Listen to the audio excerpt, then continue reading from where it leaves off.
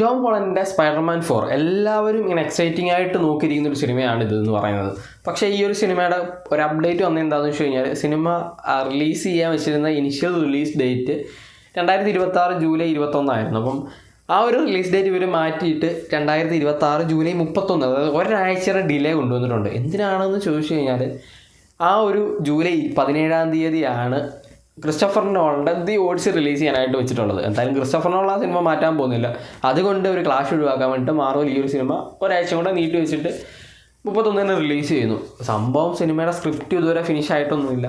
സിനിമയുടെ ഡയറക്ടർ തന്നെയാണ് പറഞ്ഞിട്ടുള്ളത്, ഡയറക്ടറായിട്ടുള്ള ഡസ്റ്റിൻ ഡാനിയൽ ക്രെറ്റൻ തന്നെയാണ് പറഞ്ഞിട്ടുള്ളത്. സ്ക്രിപ്റ്റ് ഫിനിഷ് ആയിട്ടേ പുള്ളി സിനിമയുടെ ഷൂട്ടിംഗ് സ്റ്റാർട്ട് ചെയ്യുള്ളൂ എന്ന് പറഞ്ഞിട്ടുണ്ട്. നമ്മൾ ഇതുവരെ കണ്ട സ്പൈഡർമാൻ സിനിമ, അതായത് ടോം ഹോളണ്ടിൻ്റെ സ്പൈഡർമാൻ സിനിമകൾ പോലെ ആയിരിക്കില്ല ഈ ഒരു സിനിമ.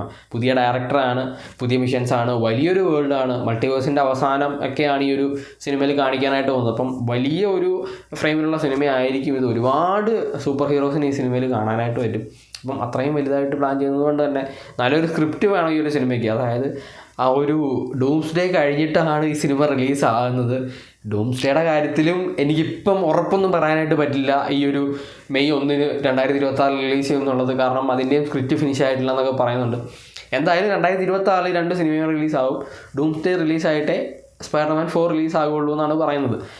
എന്തായാലും ഇതിൻ്റെ സ്ക്രിപ്റ്റ് ഫിനിഷായി ഷൂട്ടിങ് സ്റ്റാർട്ട് ചെയ്ത് കഴിഞ്ഞാൽ പെട്ടെന്ന് മേ ബി ഒരു തീർപ്പമായിരിക്കും. പുതിയ ഡയറക്ടർ ആയതുകൊണ്ട് കുറേയധികം നമ്മൾ പുതുമകൾ കാണേണ്ടി വരും. അതുമാത്രമല്ല, മാർവലിലെ ഒരു ഹിറ്റ് സിനിമയായിട്ടുള്ള ഷാങ്-ചി ഡയറക്റ്റ് ചെയ്ത ഡയറക്ടറാണ് ഡസ്റ്റിൻ ഡാനിയൽ ക്രെറ്റൻ എന്ന് പറയുന്നത്. പുള്ളിയാണ് ഈ സിനിമ ഡയറക്ടർ. അതുകൊണ്ട് തന്നെ ഭയങ്കര എക്സൈറ്റിംഗ് ഉണ്ട്. കുറേയധികം ഹൈപ്പുള്ളൊരു സിനിമ കൂടിയാണ് ഈ സ്പൈഡർമാൻ 4 എന്ന് പറയുന്നത്. എന്തായാലും നമുക്ക് വെയിറ്റ് ചെയ്ത് നോക്കാം പുള്ളി എന്തായിരിക്കും ഈ ഒരു സിനിമയിൽ ഒരു ഔട്ട്പുട്ട് തരാനായിട്ട് പോകുന്നതെന്നുള്ളത്.